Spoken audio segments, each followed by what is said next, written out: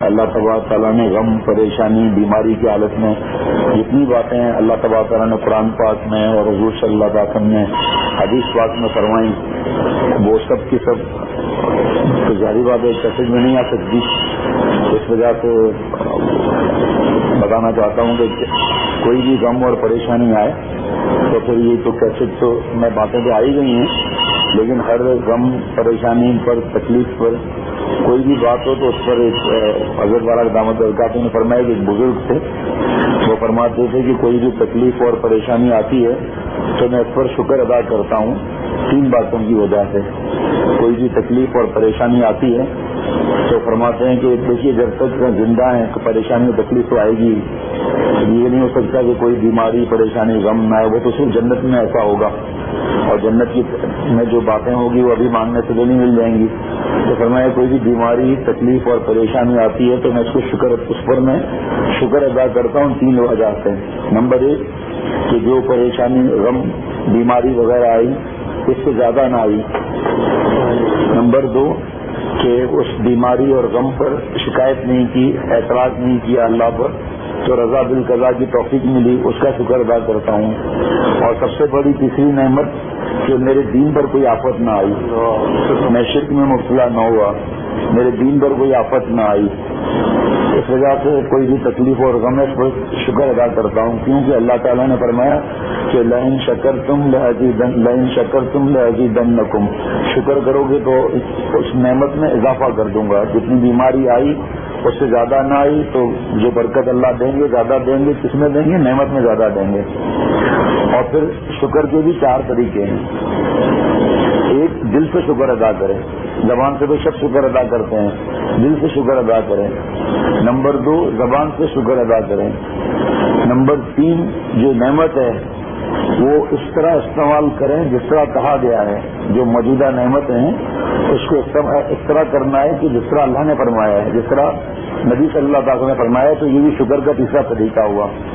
اور نمبر 4 کیا ہے کہ جس کے معرفت ملی یہ نعمت اس کا شکریہ ادا کرنا، کیونکہ حضور صلی اللہ علیہ وسلم فرماتے ہیں کہ جس نے انسان کا شکر ادا نہیں کیا اس نے اللہ کا شکر ادا نہیں کیا. اور جو اللہ کی آپ سے نعمت ملی اور اللہ کا شکر ادا نہ کریں تو کتنا بڑا خسارہ ہے. اس لیے جس کی معرفت ملی، جیسے تقویٰ ہے، تقویٰ کی پہچان ہے، نیکیاں ہیں، گناہ چھوڑنا ہے، یہ جس بزرگ کے معرفت ملی تو اس کا بھی شکریہ ادا کرنا چاہیے. اور فرمایا حضرت والا دامت برکاتہم نے کہ جس طرح ان اللہ مع الصابرین کی 3 تفسیر ابھی بیان میں عرض کی، تو فرمایا صبر کے 3 فائدے بھی ہیں. صبر کے 3 فائدے بھی ہیں. ایک یہ ہے کہ صبر کرنے کی برکت سے درجات بلند ہوتے ہیں، صبر کی برکت سے درجات بلند ہوتے ہیں. دوسرا، اللہ تعالیٰ کا قرب بڑھا دیا جاتا ہے. تیسرا، گناہ معاف ہوتے ہیں. اس وجہ سے یہ سمجھیں کہ اگر غم برا ہوتا تو انبیاء کو نہیں آتا. حضرت والا کا ایک ملفوظ ہے، فرمایا حضور صلی اللہ علیہ وسلم نے ہر موقع کی دعا سکھلائی ہے. آپ صلی اللہ علیہ وسلم کو زندگی میں بہت غم آیا، چنانچہ حدیث میں ایک دعا سکھائی، اللہم انی اعوذ بک من الموت الغم ومن الموت الہم، کہ اللہ غم کی یعنی کہ غم کی موت، اللہم انی اعوذ بک یعنی کہ غم کی موت اور ہم کی موت سے پناہ مانگی ہے. اور ہم غم سے اشد ہوتا ہے. ہم کیا ہے؟ جس سے ہڈی جو ہے وہ بالکل گل جائے، ہم اس غم کو کہتے ہیں. آپ سید الانبیاء صلی اللہ علیہ وسلم ہیں، لیکن آپ کو بھی بہت سے غموں سے گزارا گیا. جب منافقین نے حضرت عائشہ رضی اللہ تعالی عنہا کو تہمت لگائی، آپ صلی اللہ تعالی علیہ وسلم کے گھر میں 1 مہینہ چولہا نہیں جلا، آپ کو اتنا صدمہ ہوا.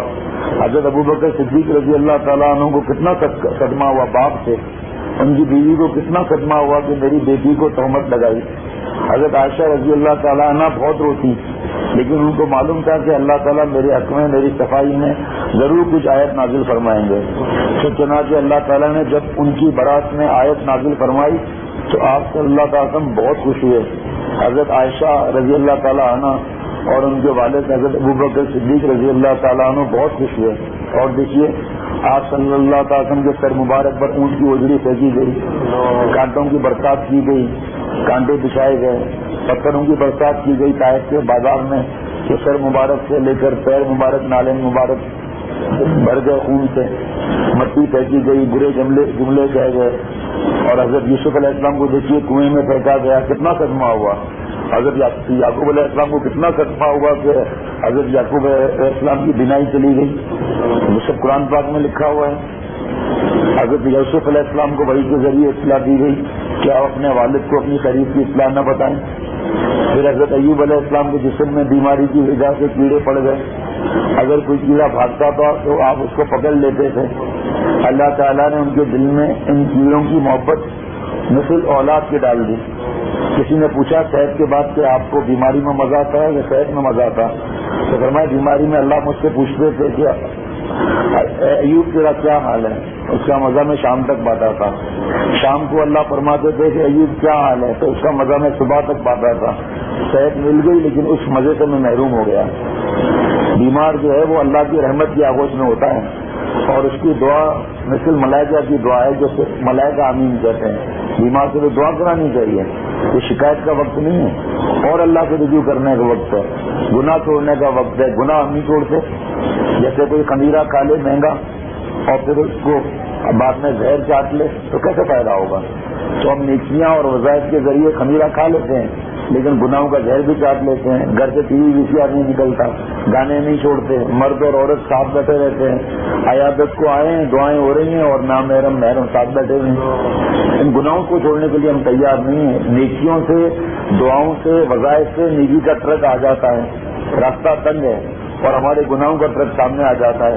اب دونوں ایک دوسرے کو سائڈ ہی نہیں دے رہے، تو پہلے گناہ کو چھوڑیں ہم لوگ، تقویٰ تو اختیار کریں۔ تو سوچیے کہ حضرت ایوب علیہ السلام کو کیڑوں کی محبت دے دی۔ اللہ اکبر۔ حضرت نے فرمایا کہ یہ لوگ تو اللہ کے پیارے تھے، اللہ تعالیٰ نے اپنے پیاروں کو کیسے کیسے غم سے گزارا، تو معلوم ہوا کہ غم پیاروں کو بھی دیا جاتا ہے۔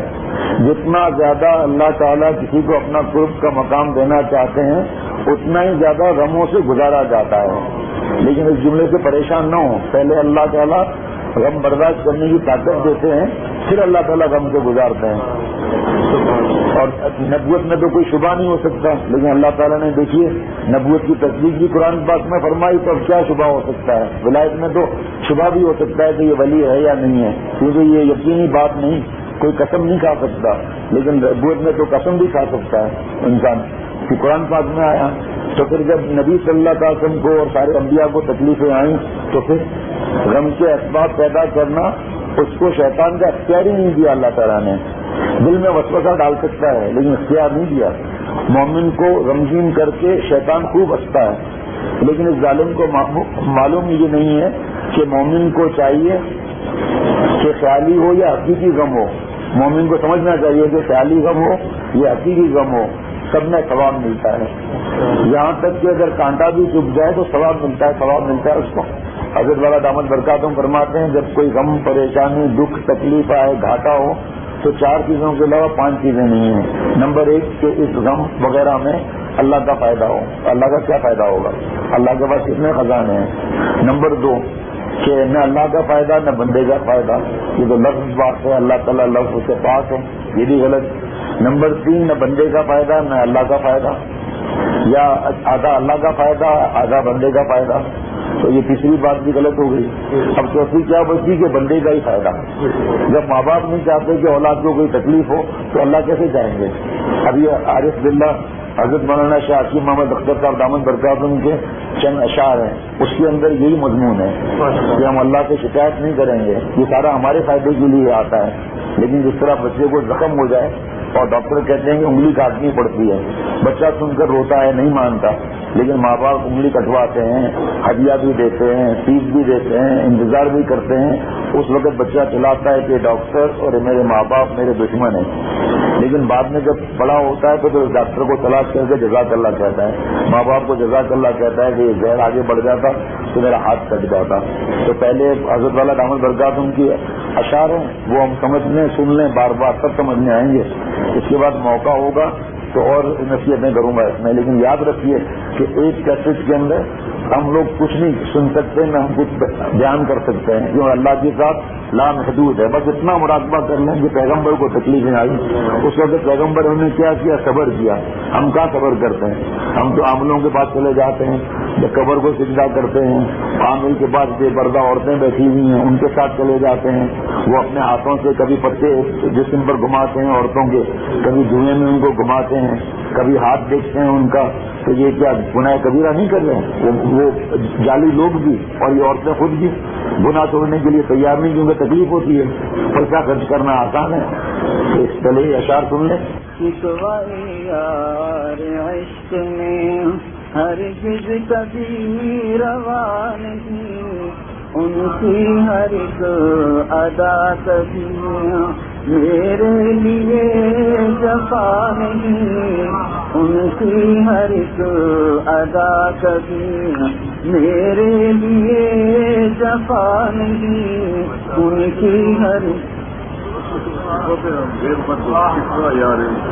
شکوہ یار عشق میں ہرگز کبھی روا نہیں، شکوہ یار عشق میں ہرگز کبھی روا نہیں، ان کی ہر ایک ادا کبھی میرے لیے جفا نہیں، ان کی ہر ایک ادا کبھی میرے لیے جفا نہیں، ان کی ہر ایک ادا کبھی ظاہر میں گو بلا سہی لیکن کرم لیے ہوئے،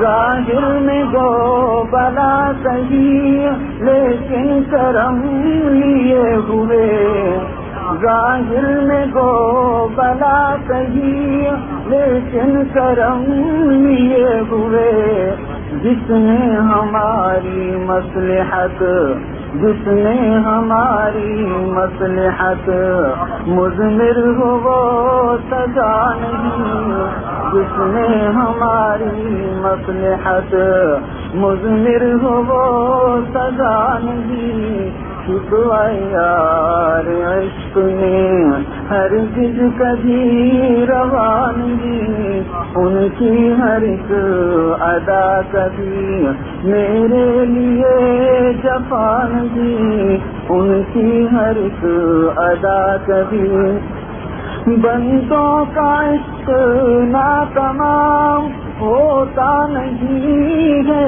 آہتام، بندوں کا عشق ناتمام ہوتا نہیں ہے آہتام، نفس کی خواہشات کا جب، نفس کی خواہشات کا جب تک خون ہوا نہیں، نفس کی خواہشات کا جب تک خون ہوا نہیں، شکوہ یار عشق میں ہرگز کبھی روا نہیں، ان کی ہر ایک ادا کبھی میرے لیے جفا نہیں، ان کی ہر ایک ادا کبھی ان کی مراد ہے اگر میری یہ نامرادیاں، ان کی مراد ہے اگر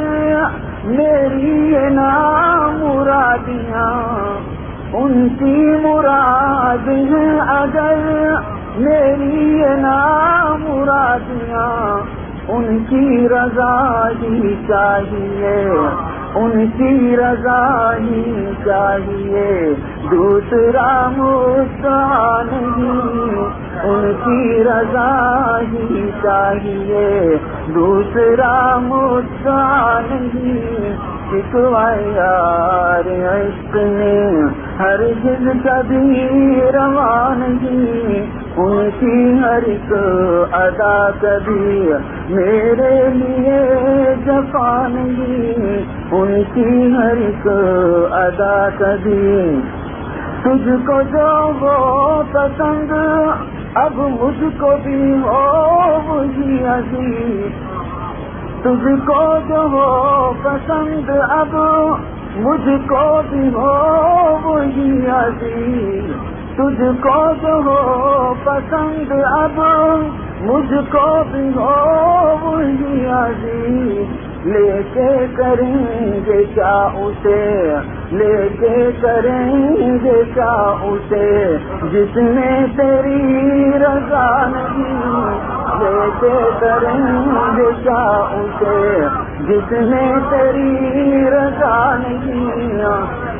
تجھ کو جو ہو پسند اب مجھ کو بھی ہو وہی عزیز، تجھ کو جو ہو پسند اب مجھ کو بھی ہو وہی عزیز، لے کے کریں گے کیا اسے جس میں تیری رضا نہیں، لے کے کریں گے کیا اسے جس میں تیری رضا نہیں۔ شکوائے یار عشق میں ہرگز کبھی روا نہیں، ان کی ہر ایک ادا کبھی میرے لیے جفا نہیں، ان کی ہر ایک ادا کبھی۔ نالائے ہجر پر میرے زاہد نہ ہو تو خندزن، نالائے ہجر پر میرے زاہد نہ ہو تو خندزن، نالائے ہجر پر میرے زاہد نہ ہو تو خندزن، عشق کے درد سے تجھے، عشق کے درد سے تجھے پالا ابھی پڑا نہیں، عشق کے درد سے تجھے پالا ابھی پڑا نہیں، شکوائے یار عشق میں نالائے ہجر پر میرے زاہد نہ ہو تو خندزن، نالائے ہجر پر میرے زاہد نہ ہو تو خندزن، عشق کے درد سے تجھے پالا ابھی پڑا نہیں، عشق کے درد سے تجھے پالا ابھی پڑا نہیں، شکوائے یار عشق میں ہرگز کبھی روا نہیں، ان کی ہر ایک ادا کبھی میرے لیے جفا نہیں، ان کی ہر ایک ادا کبھی۔ حضرت والا دامت برکاتہ علیہ کا مدح ہے۔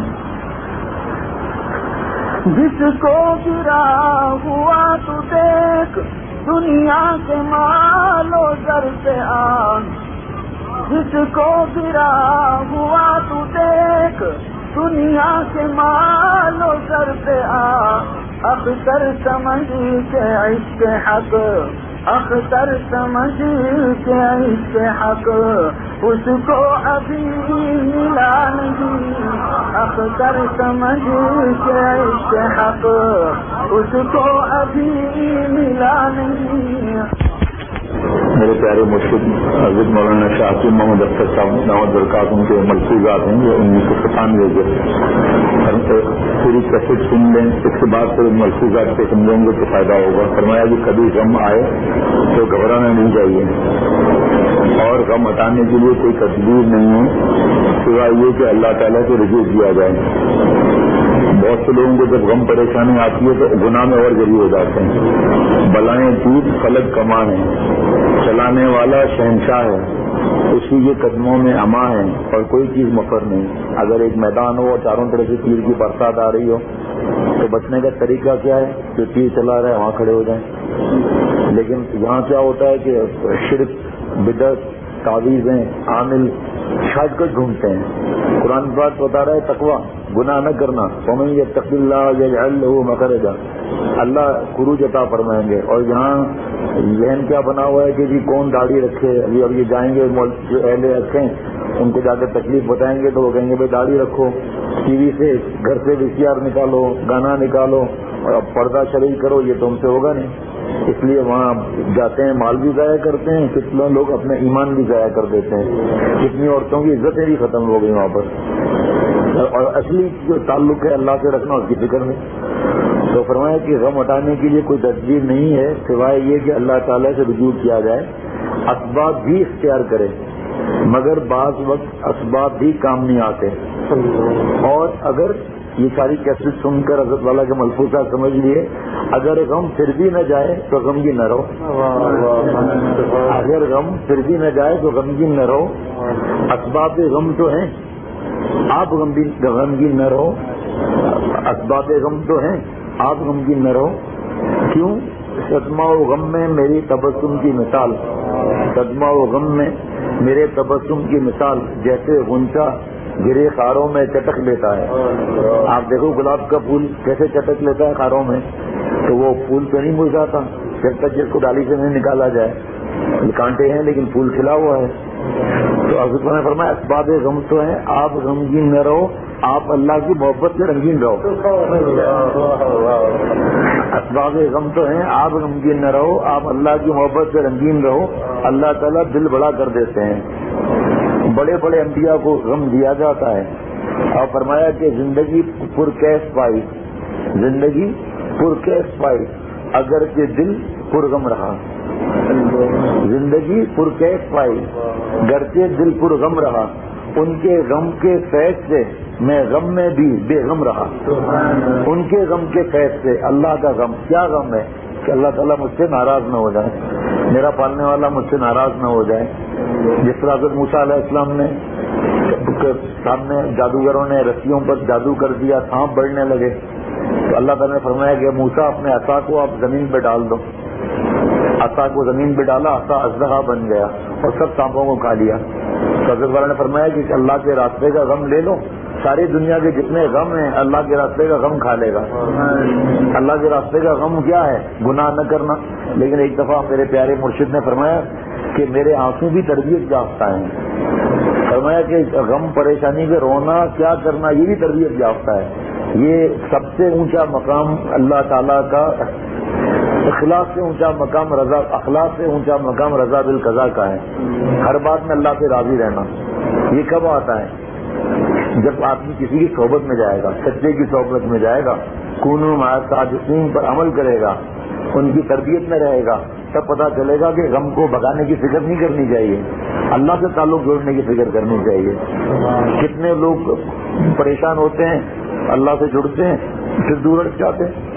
تو اللہ کو معلوم نہیں ہے کہ یہ میرے ساتھ ابھی جڑے گا، ابھی ہٹ جائے گا، اللہ پھر بھی اس کا کام بنا دیتے ہیں. لیکن اللہ سے اگر لو لگ جائے تو چاروں طرف گرمی ہوگی، اندر دل میں ایئر کنڈیشن چل رہا ہوگا. ابھی آپ دیکھیں چاروں طرف گرمی کا ماحول ہے، اندر ایئر کنڈیشن ٹھنڈے ہو رہے ہیں. آپ دروازہ کھول دو، کھڑکیاں کھول دو تو یہ ٹھنڈک گرمی میں بدل جائے گی. تو اسی طرح اللہ سے تعلق ہونا چاہیے. اللہ تعالیٰ اپنے عاشقوں کو کے دل کو غم پروف بنا دیتے ہیں.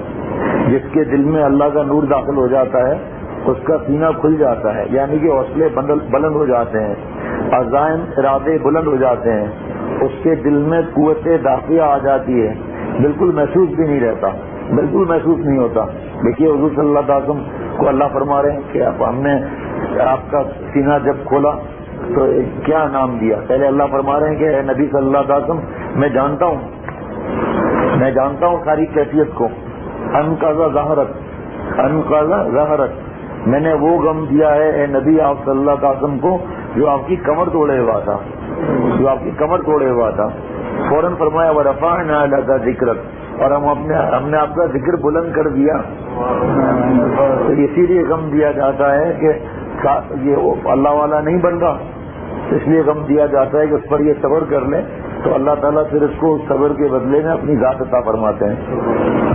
حضرت مجدد ملت حضرت تھانوی رحمۃ اللہ علیہ فرماتے ہیں کہ جو موجودہ نعمتیں ہیں پہلے تو اپنے سے نیچے والے کو دیکھو، جس پر نعمتیں کم ہیں تو شکر ادا کرو گے. اور پھر فرمایا کہ جو موجودہ نعمتیں ہیں ان پر غور کر کے اللہ تبارک تعالیٰ کا شکر ادا کریں اور کہیں کہ اے اللہ، اے میری جان، اے میری روح، اے سب سے زیادہ احسان کرنے والے اور سب سے زیادہ معاف کرنے والے، یہ جو آپ نے اتنے احسانات کیے ہیں اب تک تو ہم سے کیا نہیں کی ہوئی، جو ہم کو نعمتیں صرف مل نہیں رہی بلکہ ابھی بھی مل رہی ہیں، خصوصاً اتنے برس تک جو نعمتیں ملی ہیں اس کا کیا شکریہ ادا کیا. اور یہ کہ فرمایا کہ جو بھی ستا بھی رہا ہے تو یہ سوچو کہ ان سب کے دل کس کے ہاتھ میں ہے. تو جب آپ سوچیں گے یہ تو اللہ کے ہاتھ میں ہے تو سب صحیح ہو جائے گا. ابھی اس سے پہلے بیان میں جو عرض کیا کہ صبر کی 3 تفسیر ہے، جس میں ایک تھا صبر الصبر علی الطاعۃ، کہ اطاعت کر کے صبر کرے. کوئی بھی غم آئے مگر معمولات نہ چھوڑے. اب نماز روزہ جو بھی معمولات ہیں، ذکر تلاوت، اس کو اور بڑھا دیں اور سوچیں کہ اگر معمولات چھوڑ دیے، نماز چھوڑ دی، سوچیں کہ یہ تو 2 نقصان ہوئے. ایک نقصان تو قدرتی آیا جو ہمارے اختیار میں نہیں، اور دوسرا نقصان ہم نے خود ہی کر دیا کہ معمولات میں کوتاہی کر دی، دعا مانگنے میں کوتاہی کر دی. حالانکہ مزہ آئے یا نہ آئے، مزہ کے ہم غلام نہیں بنیں گے، اور زیادہ اللہ سے چپک جائیں گے. اور غم پر جو تکلیف ہوتی ہے وہ 3 دن کی ہوتی ہے، چاہے موت بھی کسی کا کیوں نہ ہو، کسی کا انتقال پیارے کا ہو جائے، لیکن 3 دن سے غم جو ہے وہ کم ہونا شروع ہو جائے گا. اب اگر کوئی تکلیف پریشانی آئی، ہر جگہ شکایت کر رہے ہیں، ہر جگہ اللہ کی شکایت کر رہے ہیں، بار بار اظہار کر رہے ہیں، تو جب بار بار اس غم کا اظہار کریں گے تو غم تو ہر روز زخم تو ہر روز تازہ ہوگا. اس لیے غم 3 دن میں نہ جائے تو آپ اس کی فکر نہ کرو. زخم کو کھرچا نہیں جاتا، زخم پر پٹی کی جاتی ہے.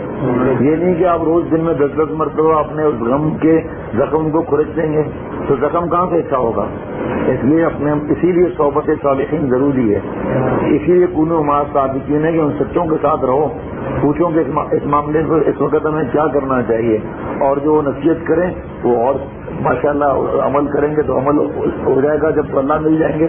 اور اوروں سے ذکر کر رہے ہیں کہ مجھے یہ تکلیف ہے، یہ بیماری ہے، ہم کو کیوں تکلیف ہے، یہ ہمارے پاس پیسہ نہیں ہے، فلانا الانا ہے، تو آپ بتاؤ اوروں سے تو بالکل ذکر نہیں کرنا چاہیے. اگر بالکل ذکر نہیں کریں گے، اللہ کی طرف رجوع کریں گے تو زخم خود بخود اچھا ہوتا جائے گا. ورنہ جب آپ دوسروں سے ذکر کریں گے تو یہ شکایت بھی ہو گئی اللہ تعالیٰ کی. جب غم کا ذکر کیا گیا اس میں ہر چیز آ گئی. اور حضرت والا کی 2 کتابیں ہیں، ایک ہے سلسلہ فوائد حسنہ نمبر 6 تسلیم و رضا، اس کو بھی پڑھا جائے. اور دوسری حضرت والا کی کتاب ہے مقام صبر و صدیقین، کہ صبر اور صدیقین کا کیا مقام ہے. یہ صدیقین کا درجہ صبر کے ذریعے حاصل کیا جا سکتا ہے. چاہے کسی نے کوئی غیبت کر دی، برا، یہ بھی تو غم ہے نا. اور پھر میں نے عرض کیا کہ نظر بچانے کا بھی تو غم ہے. دل کے اندر گندے خیالات نہ، یہ حضرت والا کا ملفوظ ہے، میرا نہیں. اللہ نقل کرنے کی توفیق دے رہے ہیں. اور سب سے پہلے یہ سمجھیں کہ اللہ کی ذات بڑی ہے یا جو ہماری خوشیاں ہیں وہ بڑی ہیں. اللہ کی ذات بڑی ہے. ان حالات میں اللہ ہمیں ملتے ہیں لیکن ہم پرواہ نہیں کرتے، ہم اپنی عقل لڑاتے ہیں. ہمارے حضرت والا دامت برکاتہم فرماتے ہیں کہ ہر پریشانی کے پیچھے دیکھو اور ہر پریشانی کی بلڈنگ کی بنیاد میں دیکھو تو وہاں اپنی تجویز ملے گی کہ اس طرح ہونا چاہیے، کہ یہ دنیا اس طرح چلنی چاہیے، میرا گھر اس طرح ہونا چاہیے، پریشانی نہیں ہونی چاہیے، بیماری نہیں ہونی چاہیے. تو ہم خود ہی اپنے ذہن میں تجویز رکھ لیتے ہیں. پھر جب اس کے خلاف ہوتا ہے تو ہم پریشان ہو جاتے ہیں کہ بھائی ہمارے جو ہے وہ اس کے حساب سے کیوں نہیں ہوا. اب جیسے ایک حکومت ہے وہ اپنے فوجیوں کو کتنا کھلاتی ہے، کتنا خرچہ کرتی ہے، ان کی دواؤں پر ہر روز جنگ ہوتی ہے کیا، کتنا دواؤں، ان کا صحت کا خیال، ان کو کھلانا پلانا. اب اگر جنگ ہو جائے تو فوجی پر ناگواری گزرے گی کہ بھائی کیا ہم اگر جنگ سر پر لگ گئی، بلکہ نمک حلال ہی کرے گا، خوشی کے ساتھ دشمن سے مقابلہ کرے گا، بلکہ بادشاہ کو خوش کرنے کے لیے ہر قسم کی مصیبت برداشت کرے گا اور جان کی بازی سے لگا دے گا اور اس کو اپنی سعادت سمجھے گا.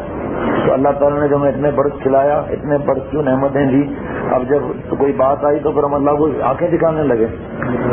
حضرت ایک بزرگ تھے، حضرت تھانوی رحمۃ اللہ علیہ فرماتے ہیں، حضرت خاقانی رحمۃ اللہ علیہ، انہوں نے فرمایا کہ 30 برس کے بعد یہ بات مجھ پر واضح ہوئی کہ ایک لہجہ خدا تعالیٰ کے ساتھ مشغول رہنا ملک سلیمان سے بہتر ہے، کیونکہ ملک سلیمان فانی ہے اور وہ لہجہ فانی نہیں جو اللہ کی یاد میں گزرتا ہے. جب اللہ نے غم دیا، کیوں غم دیا؟ کر دکھانے کے لیے تو نہیں دیا. مانگنا نہیں ہے غم. اپنے بیان میں بھی میں کہہ چکا ہوں پہلے جو بیان ختم ہوا ہے کہ غم مانگنا نہیں ہے. غم آ جائے تب کے لیے ہے. یہ بھائی بیوی نے ستا رہی ہے، شوہر ستا رہا ہے، بچے نافرمانی کر رہے ہیں، پڑوسی تنگ کر رہے ہیں، رشتے دار ناراض ہیں، شفا نہیں ہوتی، شوہر بیمار ہے، بیوی کو خدمت کرنی پڑتی ہے، بیوی پریشان ہے کہ میری اولاد نہیں ہے کوئی، اب میں کیا کروں؟ ارے بھائی تو اپنے شوہر کی خدمت کو سعادت سمجھ. تجھے کیا معلوم کہ اللہ تعالیٰ تجھے جنت میں اس راستے سے بھیج رہے ہیں؟ تو تجھے کیا معلوم؟ یہ سوچ کے اگر تو بیمار ہوتی اور تیرا شوہر تجھے چھوڑ دیتا تو کیا غم ہوتا؟ یہی سوچ کے بھائی میرے شوہر بیمار ہیں تو ٹھیک ہے، یہ اتنا وقت ہم نے مزے میں گزارا، اب آخر تو بیماری اور پریشانی تو سب کے ساتھ لگی ہوئی ہے. اس وجہ سے کبھی بھی یہ نہ سمجھے کہ اللہ تعالیٰ نے ہم پر کوئی سختی کی ہے.